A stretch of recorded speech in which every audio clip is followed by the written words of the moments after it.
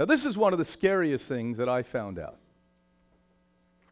As an example, today's average turkey's weight, 29 pounds, is 121% more than it was less than a century ago. So when my granddad, or as a matter of fact, that was the year my dad was born. My granddad gave birth to my father in 1929. Well, it was my grandmother that did that, by the way. We don't have one of those families. That's what a turkey looked like. And it was, a fairly healthy little creature. And we didn't eat much turkey. Here in the United States, back in those days, the only time that people ate turkey was Thanksgiving and possibly during the holidays, during Christmas, but very seldom during the holidays. It's pretty much exclusive to the Holocaust, called the Turkey Holocaust, that we have in November in this country. Canada shares that holiday with us. The rest of you don't know what we're talking about. That's when we give thanks to slaughtering the Native Americans in this country and possessing their country here, called the United States. By 1967, when I was having a lot of fun, had long hair, and was running around, it was the time of Aquarius. Ah! That's the size of turkeys. But here are the babies today. Look at the size of that turkey today. Isn't that amazing? And that is really on scale what it looks like. Now, the thing that you don't know about it is that turkeys can no longer make love naturally. Turkeys are incapable and have been incapable for a long, long time to make love naturally. So all the turkeys that you eat and have eaten in your life pretty much have been artificially inseminated, because their bodies are so contorted, so out of shape, that they can't mount one another. So besides not having the pleasure of a long and healthy life in nature, they don't have the pleasure of procreation. Because we choose to make them such a big product now, so we can make more money if we're turkey growers, I guess, that literally they can't make love anymore. Now, how many of you knew that in this room? How many of you knew that? One person. So we're doing better now. We're going down in numbers here. And you didn't know it. This is really weird to me. And how do they get the turkey to that size? Anyone know? They feed them ground up chiclets. They inject hormones into their body, because these ranchers and farmers that grow these poor creatures for product and profit literally make more for the pound, not what's in the turkey. Matter of fact, they probably inject water into them until they take them to market sometimes. I don't know that to be a fact, but I wouldn't doubt it. They do all of the rest of the stuff. This is an organic poultry farm. That's what you call your free range. That's actually a photograph of a free range factory farm. Look free range to you? You have this romantic idea that they're on the hills of southern France, or in Vermont, or out in California. Here they are walking around, kissing each other, chicken by chicken. And this is a free range farm. Free range fraud is rampant. Rampant. But you yuppies aren't going to like what I say now. You better shut down your cameras and computers, because you yuppies are going to say, this guy's extreme. Yeah, this guy's extremely correct. And you're an extreme idiot if you buy into this. That's what I can tell you. You're an idiot if you buy into this stuff. They call this stuff free range because they know they can sell it higher amounts to people that are affluent and don't feel really good about the cramped conditions. When we looked at this deeply, I can assure you that there is no difference really in the overwhelming majority of raising poultry and the normal factory farm. The difference is you're paying a lot more money for the same exact thing.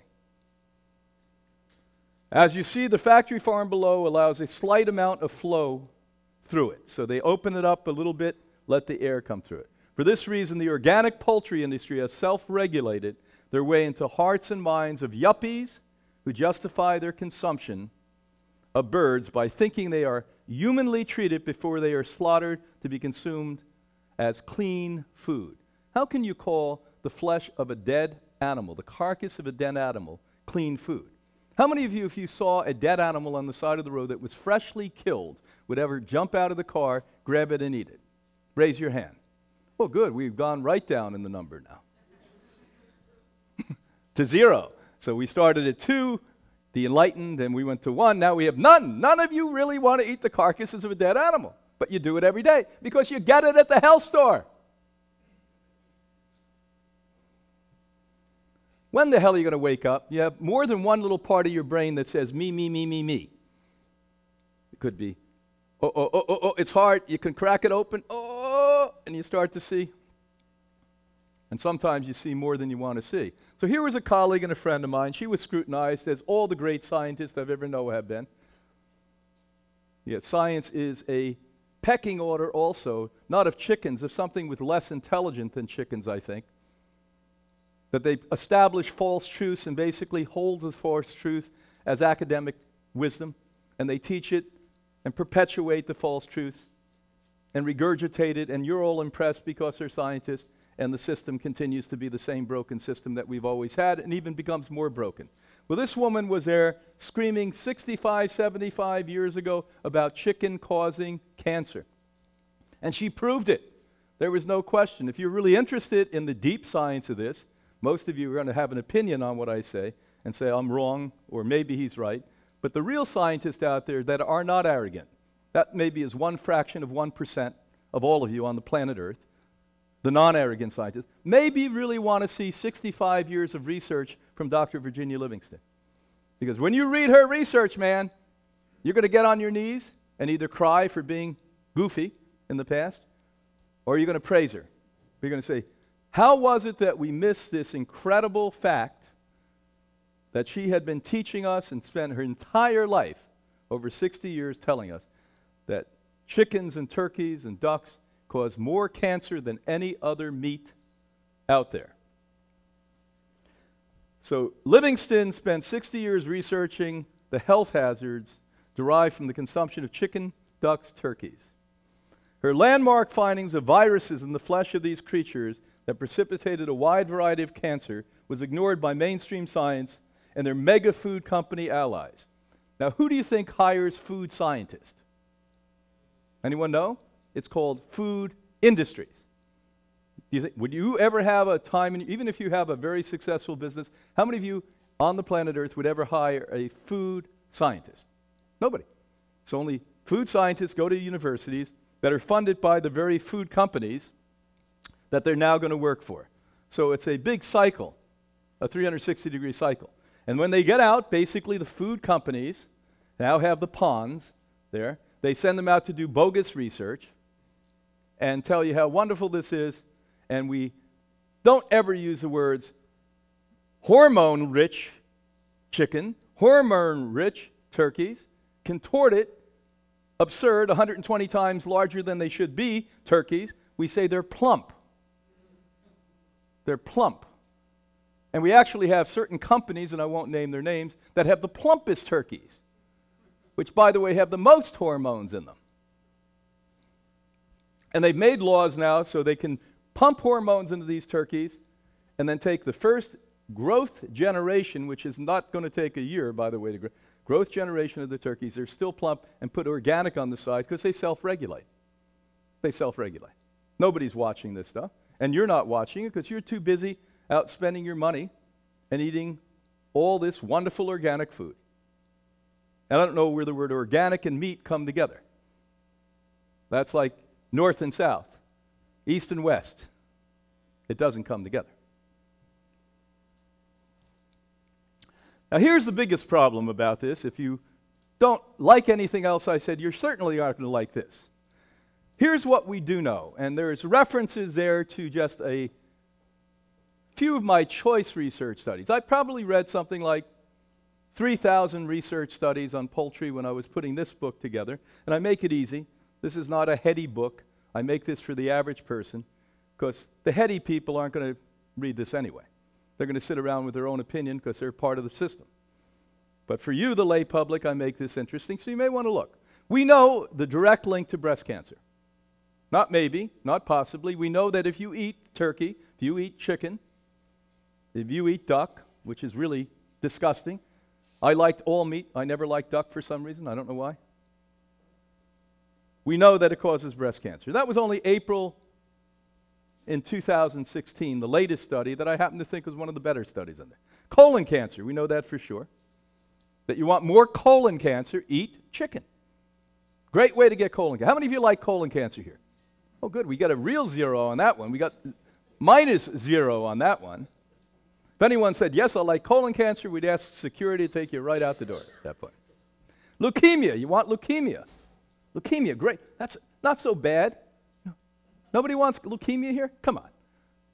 This is like an auction nobody wants to bid at. What's wrong with you? Come on, bid a little bit. Some of you are suicidal. You've been eating chicken. So why not die of leukemia? How about diabetes? Come on, diabetes isn't cancer. At least you have a shot. You may not die. You'll suffer before you die with this one. Your eyes may go bad. Your limbs may fall off. You may get gangrene. They may have to exhume your leg.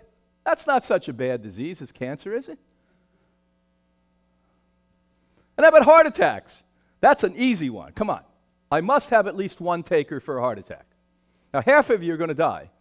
In Europe and North America, about 50% of us will die in the Western developed world from a heart attack or stroke. So you're going to die anyway. Come on. At least one person. Don't I have one person that wants to have a heart attack? And most of you don't suffer from a heart attack. The younger you are, the better chances you're going to die on the spot. Now, you know why you don't die on the spot when you're older? Because the body is smarter than you. Listen to this. This is amazing how smart the body is. Your brain's not smart. Your body is.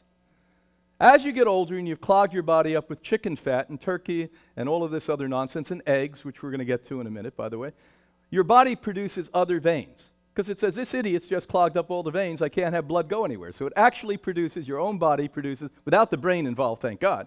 The brain would say, oh, you don't need to do that. Chicken's healthy. So now it has extra veins. So when, by the way, you have a heart attack and you're older, you have a release valve. When you're young and you only have certain veins and blood doesn't get to the brain, it's called a stroke. When blood doesn't get to the heart, it's called a heart attack. And kaput. One of you, come on, just one of you. Come on, eat chicken. You can have a heart attack. You die quick. At least no young people want to have a heart attack here? Come on, raise your hand. Okay. How about obesity? Some of you look too skinny to me here. Obesity is not a bad thing. I was obese at one point. And, you know, I didn't die. I almost died. I couldn't breathe. I couldn't walk upstairs. And boy, oh boy, did I like to eat all of this stuff we're talking about today. And eggs, oh my God, every time I had a chance to eat eggs, I ate 12 because they were really cheap. When I was a kid, eggs were like a dozen for 38 cents. And so I couldn't afford much of anything, so what I did is got a whole dozen and ate the whole dozen of eggs. So my grandmother, my grandfather, on both sides, my parents, they told me how healthy eggs were. Matter of fact, every single morning you had to have fried eggs. It wasn't bad enough they were little fecal of chicken in that. It wasn't bad enough that they were, in fact, the fetus of a chicken. But now I had to fry them in butter. And remember what happened when you fry them in butter and they touched your mercury fillings? Oh, it was weird. They had this weird feeling in there. Come on, don't any of you want to be at least obese? This is not a friendly audience I have here today. I was hoping for a friendly audience. You know, you're really the diehards up here early in the morning to listen to this. How about brain cancer? Come on. A lot of you really need to replace your brain anyway. So you've been eating chicken and turkey and all that. Come on. Brain cancer. All right, the last one, prostate cancer. This is horrible. I don't know if I'll ever come back and lecture the real truth about health to you because none of you want to have one of these diseases from eating chicken. That is really sad to me.